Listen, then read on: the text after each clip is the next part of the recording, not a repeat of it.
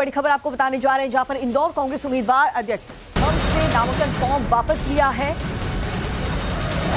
अक्षय बम से ये नामांकन वापस ले लिया है। कांग्रेस उम्मीदवार अक्षय ने पर्चा वापस ले लिया है। सूत्रों के मुताबिक अक्षय कांति बम भाजपा में भी शामिल हो सकते हैं, ऐसी अटकलें लगाई जा रही हैं। अक्षय कांति बम के साथियों का कहना है कि कोई भी कांग्रेस का कार्यकर्ता ठीक से काम नहीं कर पा रहा था।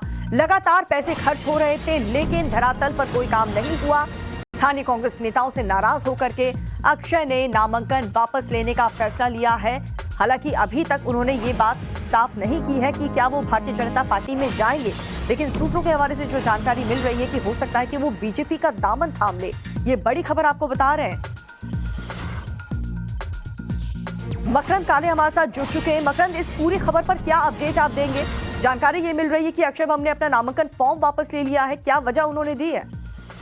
देखिए, अक्षय कांति बम जो कांग्रेस के उम्मीदवार थे, उन्होंने अभी थोड़ी देर पहले जाकर नामांकन फॉर्म वापस लिया है और बताया ये जा रहा है कि वो जल्दी ही भाजपा की सदस्यता भी ले सकते हैं, क्योंकि नामांकन पत्र वापस लेने के दौरान बीजेपी के विधायक रमेश मेंदोला वहां पर उनके साथ उपस्थित थे और कांग्रेस के कार्यकर्ताओं से नाराजगी बताई जा रही है। जो वजह आ रही है सामने कि स्थानीय कांग्रेस के नेता सपोर्ट नहीं कर रहे थे। स्थानीय कांग्रेस के नेता लगातार पैसों की डिमांड कर रहे थे किसी भी छोटे छोटे काम के लिए।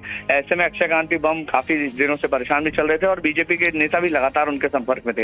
ऐसे में अक्षय कांति बम ने नामांकन वापस लेने का फैसला कर लिया। हालांकि उन्होंने मीडिया से इस बारे में कोई बात नहीं की है, लेकिन उनके जो साथी हैं वो दबी जुबान में जरूर ये कह रहे हैं कि बार बार इस तरह के प्रचार में आ रही मुश्किलों की वजह से उन्होंने ये फैसला किया कि वो अब नामांकन पत्र वापस ले लेंगे। हालांकि बीजेपी के विधायक की वहां पर मौजूदगी ये बताती है कि बीजेपी से नजदीकियां जो है वो बढ़ गई हैं और अब जाहिर है कि जिस तरह से बीजेपी में लगातार ज्वाइनिंग का सिलसिला चल रहा है, तो अक्षय बम भी बीजेपी का दामन थाम सकते हैं। आधिकारिक पुष्टि इसकी अभी फिलहाल नहीं है, लेकिन नामांकन पत्र वापस ले लिया है और इस तरह से कांग्रेस के शंकर लालवानी को वहां पर एक तरह का वक़्त मिल जाएगा कि उनके खिलाफ कांग्रेस का कोई उम्मीदवार अगर नहीं है तो बाकी और कोई बड़े कोई नाम वहां पर ऐसे नहीं है जिनसे सीधे तौर पर बीजेपी की फाइट हो, और इसीलिए बीजेपी का वॉक ओवर वहां पर मिलना तय है। हालांकि ये वही सीट है जहां से पिछली बार सबसे ज्यादा मार्जिन पूरे प्रदेश में बीजेपी को मिला था और ये पारंपरिक सीट रही है बीजेपी की, इसीलिए यहाँ पर कांग्रेस का बहुत ज्यादा वजूद लोकसभा में जीतने का कांग्रेस पार्टी को बहुत बड़ा डेंट यहाँ पर मकरंद लगता हुआ नजर आ रहा है। ऐसे में पार्टी की आगे की रणनीति क्या हो सकती है, क्योंकि 13 मई को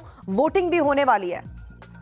जी बिल्कुल, 13 मई को वोटिंग है और पार्टी की रणनीति अब देखना होगा क्या रहेगी। या तो वो किसी स्थानीय उम्मीदवार को जो निर्दलीय या अन्य दलों से खड़े हैं उनको कांग्रेस अपना सपोर्ट दे सकती है, लेकिन इससे पहले देखना होगा कि अक्षय कांति बम का क्या रुख रहता है, मीडिया में वो क्या आकर बयान देते हैं। क्योंकि अगर इस तरह के आरोप सही हैं कि स्थानीय कांग्रेस नेताओं की वजह से इस तरह का फैसला लिया गया है, तो कांग्रेस के लिए बड़ा एक झटका हो सकता है। क्योंकि अब अगर उनका उम्मीदवार ही कांग्रेस पर हमलावर हो जाएगा तो जाहिर है कि जवाब देना काफी मुश्किल होगा कांग्रेस के लिए, और ऐसे में इंदौर सीट जीत पाना अब तो बहुत मुश्किल है कांग्रेस के लिए। माफ कीजिएगा, अब तो खैर लड़ाई ही मुश्किल है, तो और किसी के सपोर्ट से भी वो जीत पाएंगे इसमें संभावना कमी लगती है। और बिल्कुल ऐन वक्त पर इस तरीके के फैसले अगर पार्टी के जो नेता कार्यकर्ता लेते हैं तो ऐसे में पार्टी को बहुत बड़ा नुकसान और इमेज को भी डेंट पहुंचता है। बहुत बहुत शुक्रिया मकरंद आपका इस जानकारी के लिए। तो आप देख सकते हैं कांग्रेस पार्टी को वोटिंग से पहले बहुत बड़ा झटका लगा है इंदौर में,